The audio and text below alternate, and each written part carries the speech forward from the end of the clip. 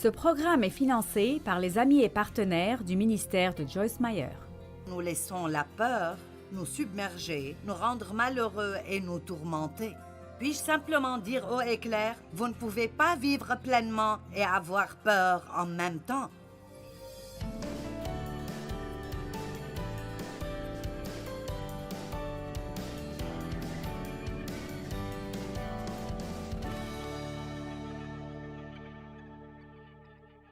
Ce soir, je veux parler de 7 craintes habituelles. Nous allons parler de quelques domaines très pratiques où nous laissons la peur nous submerger, nous rendre malheureux et nous tourmenter. Puis-je simplement dire haut et clair, vous ne pouvez pas vivre pleinement et avoir peur en même temps. Vous ne pouvez pas vivre pleinement et avoir peur en même temps. La peur, 1 Jean 4 dit, la peur cause le tourment. Elle nous tourmente. Et ainsi, certaines sont des craintes que vous pouvez avoir et ne savez même pas que vous les avez. Vous ne le savez pas. Mais ce sont des choses que Dieu m'a aidé à surmonter à travers les années et ils ont apporté beaucoup de liberté dans ma vie. La première dont je veux vous parler est la peur de ne pas être agréable à Dieu. Et je pense que beaucoup de gens ont ça. Ils pensent que Dieu est en colère contre eux fréquemment. Si je pouvais juste être meilleur, alors peut-être que Dieu serait plus satisfait. Maintenant, j'avais cette peur parce que mon père n'était jamais satisfait quoi que je faisais. Et je voulais lui plaire, mais j'avais toujours peur de ne pas lui plaire. Alors j'ai reproduit cela dans ma relation avec Dieu.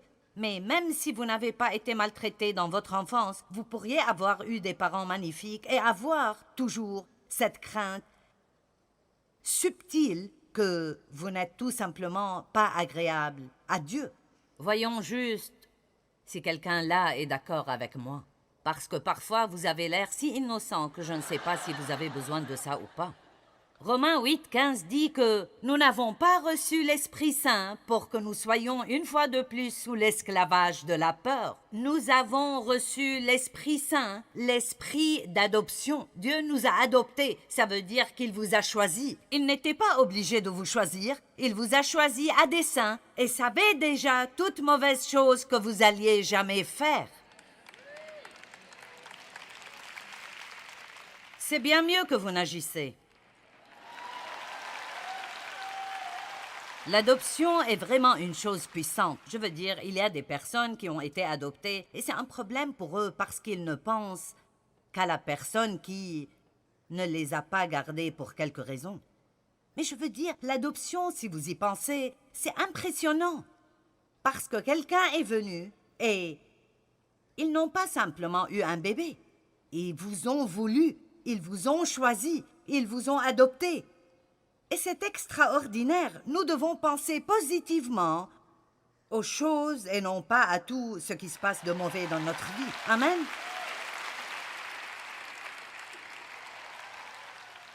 Jean 6, 28 et 29 m'a beaucoup aidé quand je passais par ces choses. Parce que si vous avez peur de ne pas être agréable à Dieu, vous allez tout simplement vous tuer à essayer de faire tout comme il faut et être vraiment bon et vous assurer de faire assez pour que Dieu soit content de vous. Mais quand vous essayez de plaire à Dieu par vos propres œuvres, quoi que vous fassiez, vous aurez toujours peur qu'il ne soit pas heureux.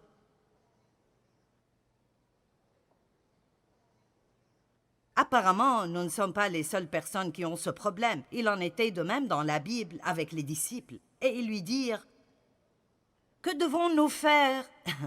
Et c'est une question que nous nous posons tout le temps. Que veux-tu que je fasse? Que veux-tu que je fasse? Que veux-tu que je fasse? Que devons-nous faire pour pouvoir faire habituellement les œuvres de Dieu? Que devons-nous faire pour accomplir ce que Dieu exige? Ou que devrons-nous faire pour plaire à Dieu? Et Jésus répondit, Jésus a dit cela, « Le travail ou le service que Dieu exige de vous est que vous croyez. » Oui, Jésus, et quoi encore? Non, que vous croyez en celui qu'il a envoyé, que vous vous attachiez à, ayez confiance en, vous appuyez sur et ayez foi en son messager.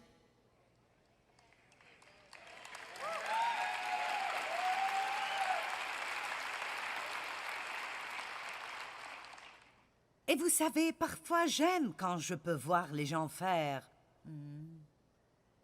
Vous savez pourquoi? Parce qu'il y a tant de tromperies, de Satan qui répand ses mensonges et rend les gens malheureux. Et je sais que tout de suite vous vous dites, oui, mais je ne peux pas juste croire. Dieu veut que je sois bon, il veut que je prie, il veut blablabla. Mais vous devez mettre tout cela de côté pour quelques minutes et il va y avoir une fondation. Et beaucoup de gens essayent de bâtir cette merveilleuse vie chrétienne et ils n'ont pas une bonne fondation. Et vous savez ce qui se passe lorsque vous construisez un bâtiment sur une fondation qui n'est pas bonne, vous allez avoir des ennuis, et elles vont se présenter à chaque tournant. Il y a des fissures ici et fissures là, et tout devient un grand chaos. Et souvent, nous ne voulons pas entendre parler de choses fondamentales, nous voulons entendre parler de choses plus profondes. Mais si vous n'avez pas une assise solide, alors vous avez besoin de rester sur le message de Dieu même jusqu'à ce que vous le compreniez et qu'il devienne tellement ancré en vous qu'aucun diable de l'enfer ne peut vous l'enlever.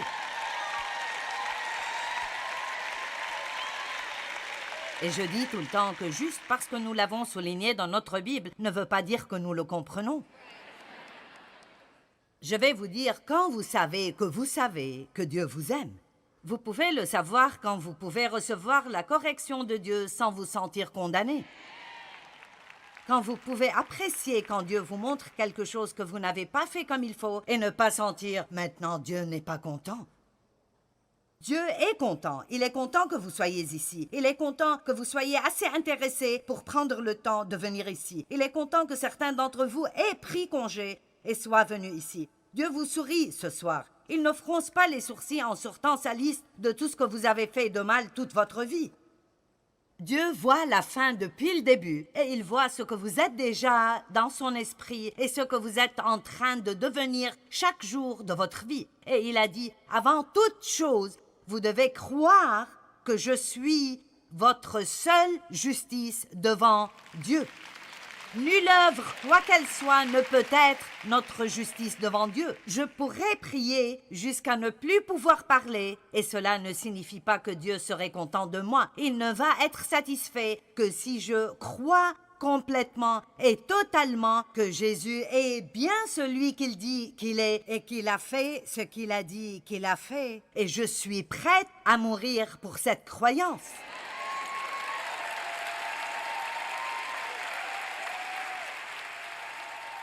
Vous voyez, j'ai décidé il y a longtemps que je vais être tout à fait partante. Ou pas du tout. Je vais croire tout le livre ou je ne vais rien croire du tout. Nous avons trop de gens avec un pied dans le monde et un pied dans le royaume et ils veulent être chrétiens le dimanche et un pécheur le reste de la semaine. Et ce n'est pas ce que Dieu veut. Et si vous vivez comme ça, vous ne savez pas qui vous êtes en Christ. Parce que ce qui se passe, c'est que quand vous recevez la révélation de ce que Jésus a fait pour vous, non seulement vous allez l'aimer, mais vous allez tomber amoureux de lui. Et il y a une différence. Je me souviens de quand j'ai dit au Seigneur, « Je t'aime, mais j'ai quelque chose qui est beaucoup plus profond que cela. Je suis amoureuse de toi. Tu es mon tout.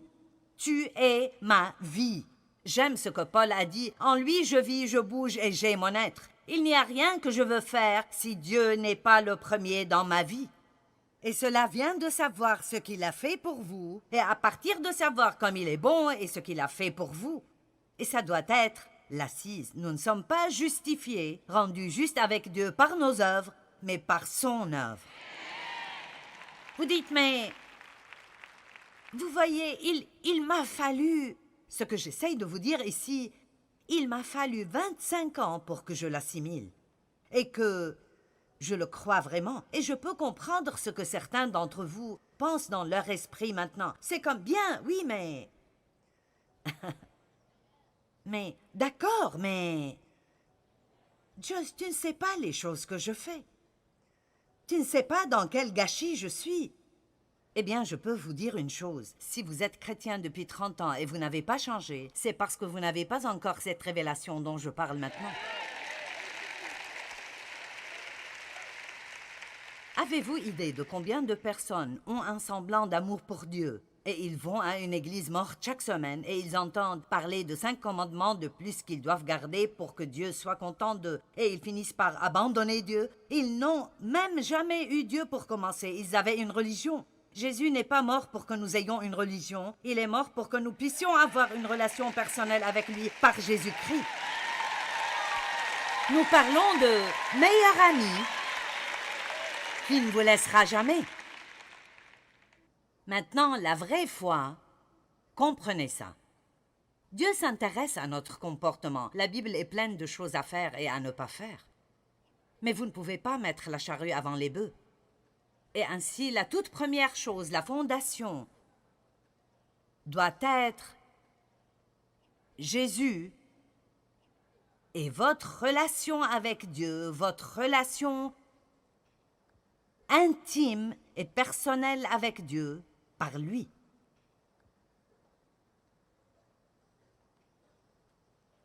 Et une fois que vous avez cela, la bonne croyance commencera à produire un bon comportement.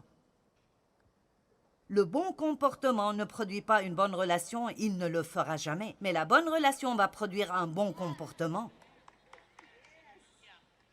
Redisons cela. Le bon comportement ne produit jamais une relation juste avec Dieu, parce que nous ne sommes pas justifiés devant Dieu par nos œuvres. La justification vient seulement par la foi. Martin Luther a apporté cette révélation à l'Église.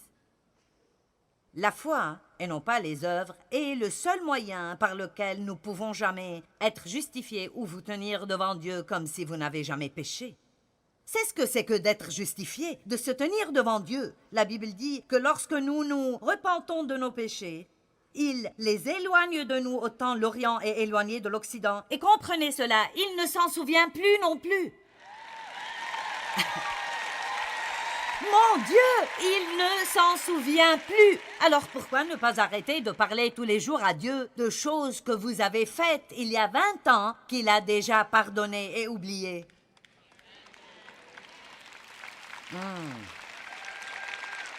Allez, je ne veux pas travailler dur ce soir.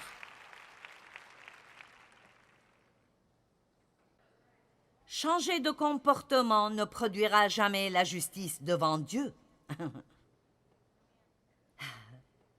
Vous avez déjà vu ce jeu d'enfant appelé « Tabasser la tête » ? J'en ai un, mais je n'ai pas pensé l'amener ici. C'est un bon exemple parce que tant que vous essayez juste de changer votre comportement en pensant que Dieu va vous aimer, ce jeu est comme une console et il y a toutes ces petites têtes qui surgissent et vous avez ce marteau et vous en assommez une et un autre apparaît et vous en assommez un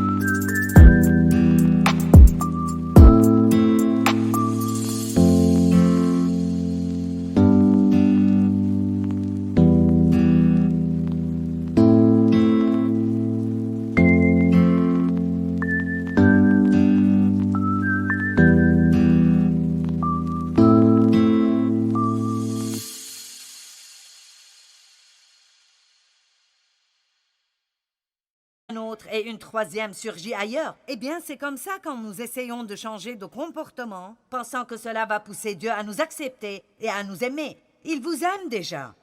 Il vous aimait avant que vous ayez débarqué sur cette planète. Maintenant, les gens deviennent tout simplement silencieux lorsque je dis cela. Écoutez-moi bien. Dieu ne vous aimera pas plus qu'il ne le fait en ce moment même.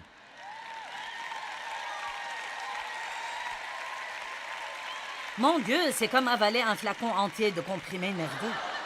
C'est comme wow! Et puis, nous sommes tellement surpris que nous voulons faire mieux. Nous n'avons pas à faire mieux pour acheter l'amour de Dieu parce que Dieu n'est pas à vendre. Mais nous voulons faire mieux. Et donc, vous allez toujours jouer à tabasser la tête avec votre chair. Vous pouvez vous discipliner et vous débarrasser de choses. Et une autre chose commence ailleurs, sous une forme différente. Amen? Et je vous dis que j'ai des choses qui ne vont pas en moi. Mais vous savez quoi? Maintenant, vous allez penser que c'est fou, mais je ne m'en fais pas. Je ne me concentre pas sur mes problèmes. Je me concentre sur Jésus et il prend soin de mes problèmes. Vous savez pourquoi Dieu connaît votre cœur. Et si vous l'aimez, c'est la chose la plus importante pour lui. Et si vous voulez changer, il voit ça. Et si vous continuez à prier et à étudier, vous allez changer petit à petit de gloire en gloire. Les choses ne vont pas se faire en une fois et vous allez avoir besoin d'être patient avec vous-même et apprenez à vivre pleinement pendant le voyage. Je m'aime bien. Je me détestais il y a des années. Et je jouis de moi-même parce que je sais que Dieu m'aime. Jésus est notre justification, pas nos bonnes œuvres. Juste pour vous montrer que je n'invente pas ça, Galates 2,16. Mais nous savons que l'être humain n'est pas justifié ou rendu juste et droit en vertu des œuvres de la loi. Dites non pas par les œuvres, mais seulement au moyen de la foi et la confiance absolue en la foi et la confiance en Jésus-Christ le Messie. Donc nous aussi, nous avons mis notre foi en Jésus-Christ afin d'être justifiés en vertu de la foi en Christ. Dites non par les œuvres de la loi. Car personne ne sera justifié en vertu des œuvres de la loi données par Moïse, parce qu'en maintenant les rituels juridiques et par les œuvres, aucun être humain ne peut jamais être justifié, être déclaré juste et innocenté devant Dieu. Vous pourriez penser, eh bien alors pourquoi même essayer d'être bon? Donc vous n'avez rien compris. Ne me faites pas recommencer. Alors pourquoi essayer d'être bon? Voilà le point. Si vous comprenez la relation d'abord, personne ne peut vous empêcher d'essayer d'être bon. Vous allez vous retrouver à essayer d'être bon, à essayer de vous améliorer et de plaire à Dieu et désirer faire ce qu'il veut que vous fassiez, parce que vous savez qu'il vous aime et vous devez maintenant faire ce que vous faites parce que vous l'aimez et non pas afin de l'amener à vous aimer.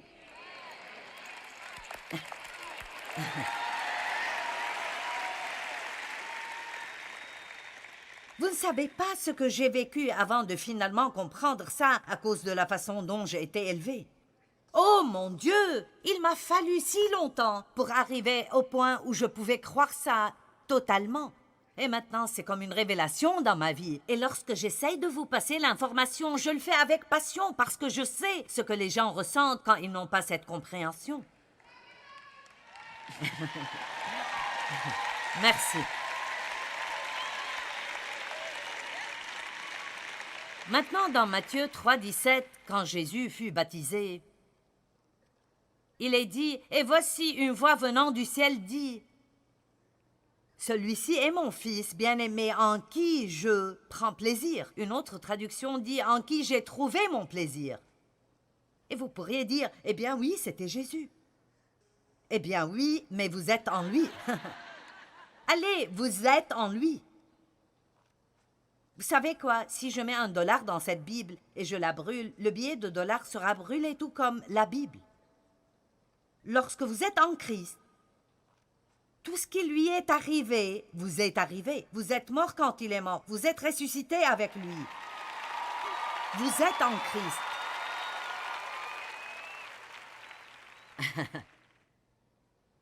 Et donc, vous êtes les bien-aimés. Oh, allez, Joyce, n'exagère pas. C'est un peu beaucoup. Eh bien, d'accord. Faisons un petit voyage ici. Daniel, chapitre 9, verset 23. Et c'était avant le Christ. C'était un gars qui attendait l'avènement du Messie. Lorsque tu as commencé à prier, c'est un ange envoyé de Dieu. Lorsque tu as commencé à prier, Daniel, une parole est sortie et je viens pour te l'annoncer car tu es bien-aimé. Que tout le monde dise « Je suis bien-aimé ». Ouh, votre chère religieuse vient d'avoir un frisson maintenant.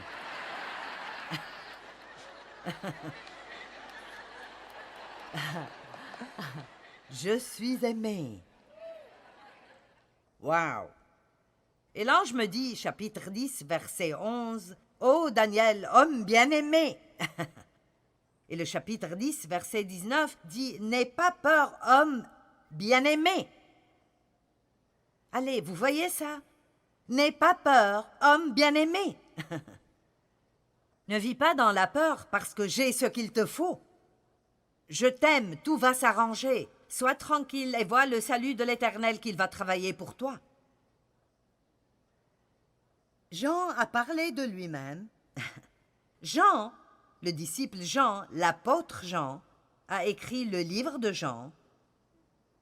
Et dans le livre de Jean, il parle de lui-même encore et encore comme étant le bien-aimé, Jean le bien-aimé. Je suis le disciple que Jésus aimait. Maintenant, vous savez, jusqu'à présent, et de temps en temps, cette déclaration m'irrite un peu. Et je pensais encore une fois l'autre jour avant de vous le dire. Quel genre de personne vient juste vous dire « Je suis celui que Jésus aime ». Je suis le bien-aimé. Et j'ai eu ma réponse. Vous savez qui fait ça? Quelqu'un qui est confiant et audacieux. Parce que quand on connaît l'amour de Dieu, alors vous ne pouvez pas vivre dans la peur parce qu'il vous donne une confiance, une audace et une garantie que le diable ne sait absolument pas quoi faire avec. Allez!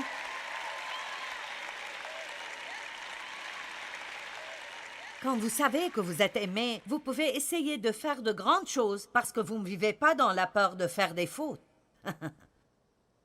Mais c'est une autre peur. Nous allons parler de cela plus tard. Il faudra un miracle pour que je puisse terminer de parler de ces 7 points.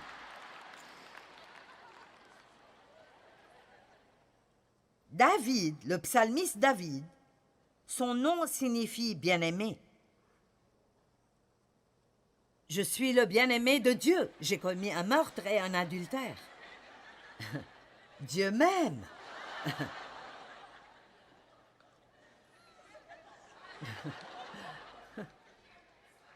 Nous avons besoin d'une révélation de ce que cela signifie d'être une nouvelle créature en Christ. Ce qui est ancien est passé, toutes choses sont devenues nouvelles.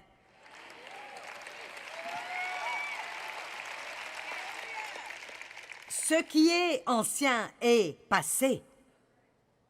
Dieu pardonne nos péchés, il les oublie et les éloigne, autant l'Orient est éloigné de l'Occident. Oh, nous sommes en train de tuer des démons religieux ce soir.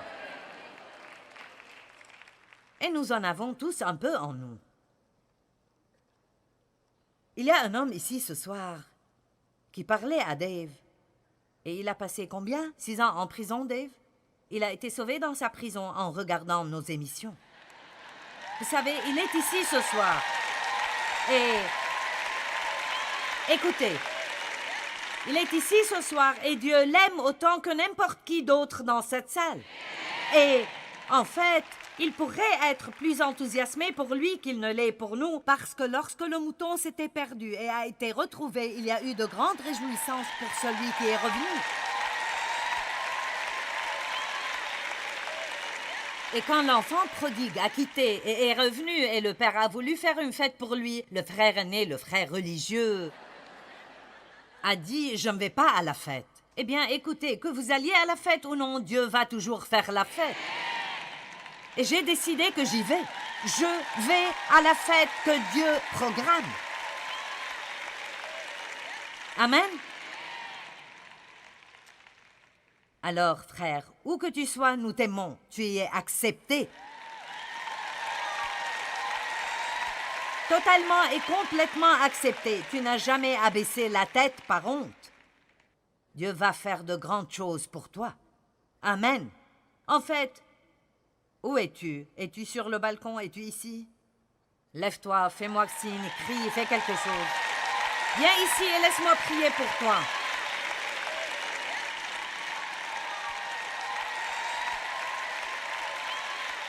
Tu vois, nous allons célébrer tes fautes. J'ai dit, nous allons célébrer tes fautes. Dave, viens mettre la main sur lui, je vais prier pour lui. Père, nous prions pour ce frère qui commence une nouvelle vie. Et je prie que tu ouvres les portes pour lui, qu'il ait toujours un bon emploi, que les gens ne retiennent pas son passé contre lui. Je prie, Seigneur, qu'il ne passe pas sa vie à se sentir coupable et condamné, et que tu l'utilises même pour aider les autres qui sont encore dans la situation d'où il est sorti. Nous prions pour lui, nous le bénissons en ton nom et te remercions que tu vas faire de grandes choses dans sa vie. Amen. Je dis souvent, si la peur frappe à votre porte, répondez-y avec la foi. Vous savez, notre foi doit être basée sur les faits de la parole de Dieu, pas sur nos sentiments. Nous n'avons pas à vivre dans la peur, même si la peur se présente à nous. Nous n'avons pas à nous soumettre à elle.